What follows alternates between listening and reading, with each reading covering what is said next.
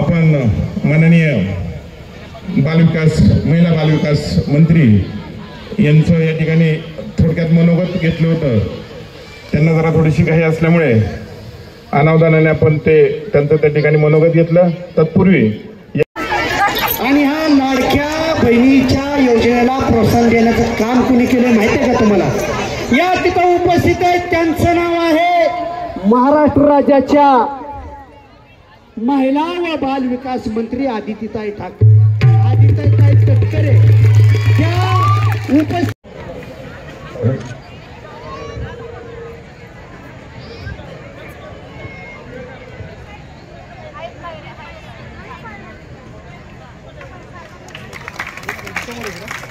सर्वांनी जोरदार टाळ्या वाजवायच्यात. माननीय आदितीताईंचे या ठिकाणी स्वागत आणि सत्कार होतोय.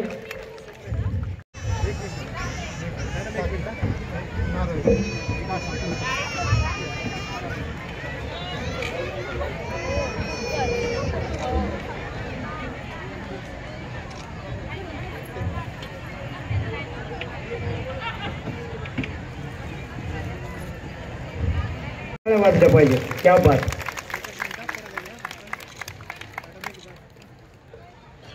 आमचे ज्येष्ठ भगिनी असतील, माता भगिनी, त्यांना त्याचीच अकाउंट असावी एकटीची. आम्ही जॉईंट अकाउंटचा निकष का नाही ठेवला माहिती? कारण सकाळी आम्ही पैसे डीबीटी करायचो आणि जर जॉईंट अकाउंट असली संध्याकाळी ती भगिनी बँकेत जाईस तोवर ते 1500 कधी विड्रॉ केलेले असतील हे तुम्हालाही कळणार नाही. म्हणून त्याच्यामध्ये जॉईंट अकाउंट न ठेवता आम्ही वैयक्तिक अकाउंट. धन्यवाद ताई साहेब, धन्यवाद.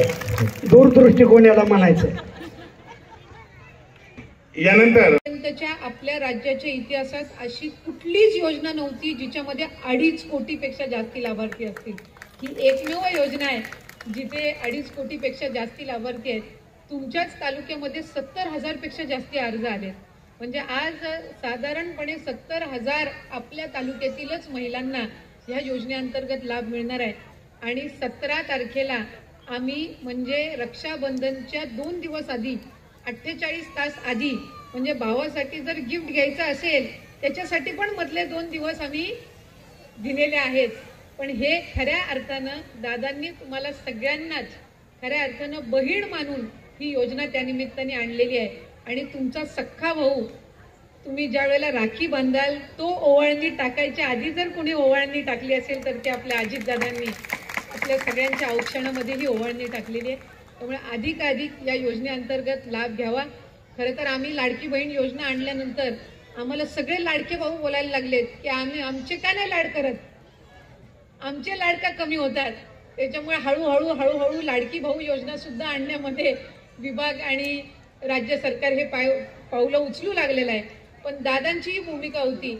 आता आम्ही बहिणींना जास्तीत जास्त आणि माता भगिनींना प्राधान्य द्यायचं ठरवलेलं आहे. आणि त्याला उद्देशून त्यांना आर्थिकरित्या सक्षम करण्याच्या दृष्टीने आपण ही योजना आणलेली आहे. त्यामुळे कुठेही घरात एखादा पुरुष जर बोलला जे तुमच्या मनाला पटत नसेल तर त्याला सांगायचं की जर आता सांभाळून बोला, आता मी मुख्यमंत्र्यांची आणि उपमुख्यमंत्र्यांची लाडकी बहीण आहे. त्याच्यामुळे तेवढाच दरारा माझ्या घर संसारामध्ये आणि घरामध्ये आता असणार आहे. त्यामुळे लवकरात लवकर जर आणखीन कुणी अर्ज केले नसतील तर तुम्ही माता भगिनींनी निश्चितपणाने करावे. आज या माय मिनिस्टरच्या कार्यक्रमाच्या निमित्ताने ज्या ज्या स्पर्धकांनी भाग घेतला मी त्या सगळ्या स्पर्धकांचे मनापासूनचे अभिनंदन करते. खऱ्या अर्थानं मी राधाताई आम्ही मगाशी खाली बसलो होतो आणि जो राऊंड आता चालू होता आम्ही सगळ्या जणींमध्ये आमच्यामध्ये चर्चा चालू होती की आम्ही खाली बसून बोलणं ही वेगळी गोष्ट आहे. पण जी रोज कुटुंबाची काळजी घेते, जिला खऱ्या अर्थानं कधी स्टेजवर बोलण्याची सवय नसते, ती आज या व्यासपीठावर येऊन ज्या वेळेला खेळ सादर करते ते खरंच तिचं कौशल्य आणि धाडस आहे. त्याच्यामुळे तुमच्या सगळ्या जणींचे मनापासून मी अभिनंदन करते. आणि त्याचबरोबर दीपकजी आपल्या सगळ्या सहकाऱ्यांचे, प्रतिष्ठानच्या सर्व आपल्या सदस्यांचे या निमित्ताने अभिनंदन करते. कदाचित 7-7:30 नंतर कार्यक्रमाची गर्दी आणखीन वाढेल आणि त्याच पद्धतीनं जे खेळ सादर करत असतात त्यांच्यावरची जबाबदारी अजून वाढत असते. कारण येणारी प्रत्येक महिला ही खेळण्याच्या दृष्टीने आलेली असते. एखादीला जरी एखादा राऊंड खेळता आला नाही तरीही त्या तुम्हाला बॅकस्टेजला नंतर नाही गाठणार आहेत.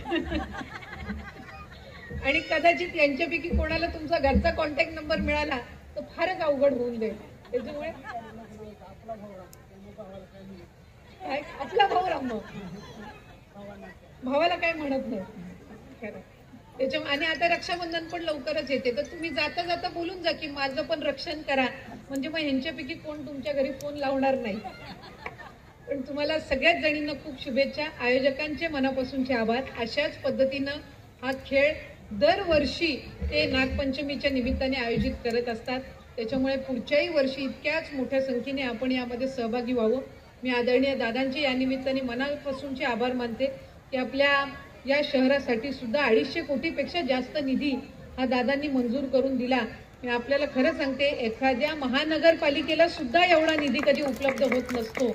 आमच्या अख्ख्या विधानसभा मतदारसंघालाही कधी एवढा निधी उपलब्ध झाला नाही. पण या मतदारसंघाचं प्रतिनिधित्व आदरणीय दादा करतात आणि त्यांचं धोरण हे फक्त विकासात्मक आहे आणि म्हणून ते आपल्या या शहराला विकासात्मक दृष्टीने पुढे नेण्यासाठी नेहमीच अग्रेसर असतात. त्यामुळे या निमित्ताने दीपक बापू हे खरं, बऱ्याचशा वेळेला दीपक बापू मागणी करत असतील, बऱ्याचशा वेळेला मागणी केल्यानंतर आणखी त्याच्यामध्ये वाढ करण्याची जबाबदारी ही दादा निश्चितपणाने घेत असतील. त्यामुळे अशाच पद्धतीनं आपण पुढे सुद्धा या संपूर्ण परिसराच्या विकासामध्ये एक मोलाचा वाटा त्या निमित्ताने उचलावा अशीच या निमित्ताने विनंती करते. येणारं हे पुढचं वर्ष तुम्हा सर्वांसाठीच अजितमय जाओ अशीच मी या निमित्ताने शुभेच्छा देते आणि थांबते. धन्यवाद. जय हिंद, जय महाराष्ट्र. 1 2 3 4 5 6 7 हत्या कोणतरी दोघी चुक. अरे बापरे, तसं काहीच विषय नाही, जे म्हणेल ते पुढे जाईल. हा म्हणा पटकन. काय राय बरं राय हसल्या वेगळा आवाज नाही ना. प्रोत्साहन देणारा योजना राबवतात, त्या योजनेचं नाव आहे लाडकी बहीण योजना. काळा सावळा असला तरी त्याच्यासाठी पण काहीतरी चालू आहे. बरं जोरदार टाळ्या वाजवतांसाठी क्या बात आहे. काळ राळ गोर राळ रळ्यात मी तो कुठे गेला तलवारीचा तटकऱ्यांचा त्यातला राहिला नाही, त्याला काय इलाज आहे? लक्ष द्यायचं. बोला, तुमचं तर पाठ व्हायला पाहिजे. 1500 रुपये भाऊजीची झाला. रक्षाबंधन जमा होतात बरं का. खुल्ले चिरजोदार टाळ्या वाजवतांसाठी आपल्या नागेश्वर विकास प्रतिष्ठान यांच्या वतीने आयोजित केलेल्या या कार्यक्रमाप्रसंगी सुरुवातीलाच मी नागेश्वराचरणी या ठिकाणी नतमस्तक होते आणि आज नागपंचमीच्या निमित्ताने त्याच्या चरणी नतमस्तक होत असताना तुमच्या सर्वांच्याच सुखी, यशस्वी आणि आरोग्यमय आयुष्यासाठी या निमित्ताने प्रार्थना करते. दीपक भाऊंचे, त्याचबरोबर अनिताताई आहेत, व्यासपीठावर तावरे काकी आहेत, ज्यांनी नुकतंच आपलं मनोगत व्यक्त केलं, त्या राधाताई आहेत. आपल्या सगळ्यांचेच मी या ठिकाणी मनापासूनचे आभार मानते. काही दिवसांपूर्वी दादांच्या कार्यालयातून आम्हाला एक सूचना आली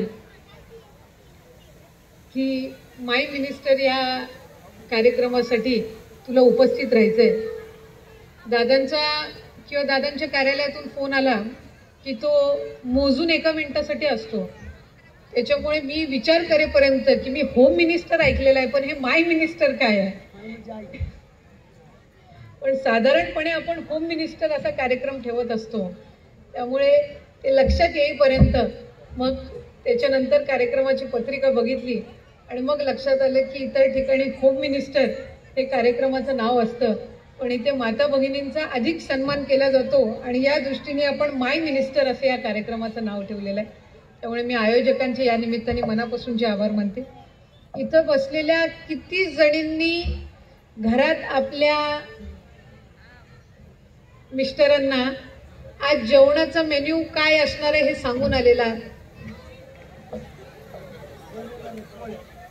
बनवून किती जणी आलेले आहेत? त्याने अर्धे जणी आलेले. त्यामुळे अर्ध्या जणींच्या चेहऱ्यावर आता हा खेळ कधी संपतोय, मग परत घरी जाऊन जेवण बनवायचंय, अजून भाजी कुठली बनवायची ठरवलेली नाहीये, हे सगळे प्रश्न आपल्याला रोजच्या आपल्या जीवनामध्ये भेडसावत असतात. पण आज बहुतांशी ज्या वेळेला माय मिनिस्टरसारखा कार्यक्रम आयोजित केला जातो, साधारणपणे या कार्यक्रमाचं यावर्षी 4थं वर्ष आहे. 4थं वर्ष आणि नागपंचमीच्या निमित्तानेच हा कार्यक्रम आयोजित केला जातो. त्यामुळे तसं पाहायला गेलं तर ज्या दरवेळेला येणाऱ्या माझ्या माता भगिनी आहेत, यांना एक गोष्ट माहिती आहे की इथं आज आल्यानंतर आपल्याला रात्री घरी जायला उशीर होणार आहे. त्याच्यामुळे ते इथे यायच्या आधीच घरातल्या त्यांच्या सगळ्या जबाबदाऱ्या पार पाडून आलेल्या आहेत. कारण घरातली एक महिला कधी ज्या वेळेला घराचं दार ओलांडून येत असते, त्यावेळेला तिच्या घरातल्या सगळ्या जबाबदाऱ्या ती पूर्ण करूनच त्या घरातून बाहेर पडत असते. म्हणजे एखादी काम करणारी महिलाही असेल की सकाळी तिच्या संपूर्ण कुटुंबाचं दिवसभराचं जेवण बनवते, मग ती कामावर जात असते. त्यामुळे घरातल्या सगळ्या जबाबदाऱ्या आटपून तुम्ही ते होम मिनिस्टर माय मिनिस्टर खेळायला आलेला आहात. त्यामुळे मी अधिक वेळ खरं तर तुमच्या सगळ्या जणींचा घेणार नाही, पण या निमित्ताने मी आयोजकांचे मनापासूनचे आभार मानते. की हा एक प्रयत्न आहे तुमच्या माध्यमातून या सगळ्या माता भगिनींच्या आयुष्यामध्ये एक हसरा क्षण त्या निमित्ताने द्यायचा. हे दिवस रात्र या कुटुंबासाठी काम करत असतात, खऱ्या अर्थानं राबत असतात. अनेकदा यांच्या इतक्या वेळेला इच्छा असतात की आपण कुठंतरी बाहेर ट्रिपला जावं किंवा आपण 6 महिन्यातून एकदा तरी माहेरी जायला मिळावं, एखादी सुट्टीचा दिवस मिळावा. सुट्टीचा दिवस म्हणजे घरकामातनं थोडीशी मोकळीक मिळावी, ही बऱ्याचशा वेळेला अनेक भगिनींच्या मनामधली इच्छा असते, पण ती काही पूर्ण होत नसते. पण त्याला निमित्त लागतं ते माय मिनिस्टरचं, आणि ते निमित्त आयोजकांनी या निमित्ताने आपल्याला दिलं. त्याच्यामुळे आपल्या सगळ्यांच्या वतीने आपण आयोजकांसाठी त्या निमित्ताने मोठ्याने जोरात एकदा टाळ्या वाजवल्या पाहिजे. विशेष म्हणजे ज्या ज्या या स्पर्धेमध्ये भाग घेत आहेत यांच्यापैकी कोणीही रिकाम्या हाताने घरी जाणार नाही, ही त्याच्यातलं वैशिष्ट्य आहे. कारण या स्पर्धा म्हटलं तर माझ्यापेक्षा जास्ती सूत्रसंचालक आणि आयोजक सांगतील की जी पैठणी जिंकते तिच्यापेक्षा जास्ती ऐकायला कोणाकडनं लागतं जे पैठणी नाही जिंकत त्यांच्याकडनं. आणि घरात गेल्यावर नवरा किंवा मुलगा पण बोलणारच आहे, एवढी गेली होतीस मोठ्याने तू खेळायला, अशी झालीस, हे जास्ती ऐकायला लागतं. त्याच्यामुळे एखादी भेटवस्तू घरी घेऊन गेलं की एक समाधान असतं की आपण खेळलो, ठीक आहे, जिंकलो नाही, प्रत्येक स्पर्धेत काय आपण जिंकू असं नाही, पण आपण इथं येणं, आपण प्रयत्न करणं, भाग घेणं आणि त्याचा आनंद लुटणं. फार क्वचित असं होत असतं की एखादी महिला दुसऱ्या महिलेसाठी टाळ्या वाजवते, पण इथं हे सातत्याने सांगत असतं जिंकली नाही जिंकली तरी सगळ्यांनी टाळ्या वाजवायच्या. त्याच्यामुळे खऱ्या अर्थानं तुमच्या सगळ्याच जणींसाठी आज हा कार्यक्रम आयोजित केला. आणि कोणालाही पैठणी मिळो, आणखीन काही बक्षीस मिळो, याच्यापेक्षा तुम्ही सगळ्या जणी एका छताखाली आज एकत्र आलाय, हे जास्ती महत्त्वाचं आहे. आम्ही ज्या वेळेला आदरणीय दादांच्या नेतृत्वाखाली काम करत असताना मला मनापासूनचा आनंद आणि अभिमान आहे की महिलांच्या आयुष्यामध्ये एक सकारात्मक बदल घडवण्याची एक संधी त्या निमित्ताने महिला व बालविकासाची मंत्री म्हणून मला मिळाली. आणि आम्ही अजितदादांकडे पहिल्यांदा ज्या वेळेला मुख्यमंत्री माझी लाडकी बहीणचा प्रस्ताव घेऊन गेलो, त्यावेळेला आम्ही त्या योजनेअंतर्गत 21 ते 60 या वयोगटामध्ये ही योजना असावी असं आम्ही विभाग म्हणून प्रस्तावित केलं होतं. पण दादांनी आम्हाला सूचना दिल्या की आधी ती 21 ते 60 नाही, 21 ते 65 आपण वयोगट केला पाहिजे. म्हणजे 60 ते 65 वयोगटातील सुद्धा ज्या माझ्या माता भगिनी आहेत त्यांना पण या योजनेअंतर्गत लाभ मिळाला पाहिजे, ही सूचना आपल्या आदरणीय दादांनी दिली. आणि ही सूचना दिल्यानंतर आज आम्ही 2.5 कोटी महिलांना या योजनेअंतर्गत लाभ देणार आहोत. 2.5 कोटी. दादांनी त्यांच्या राजकीय जीवनातला 10वा अर्थसंकल्प सादर करत असताना या 10व्या अर्थसंकल्पामध्ये आपल्याला म्हणजे माता भगिनींना प्राधान्य दिलंय.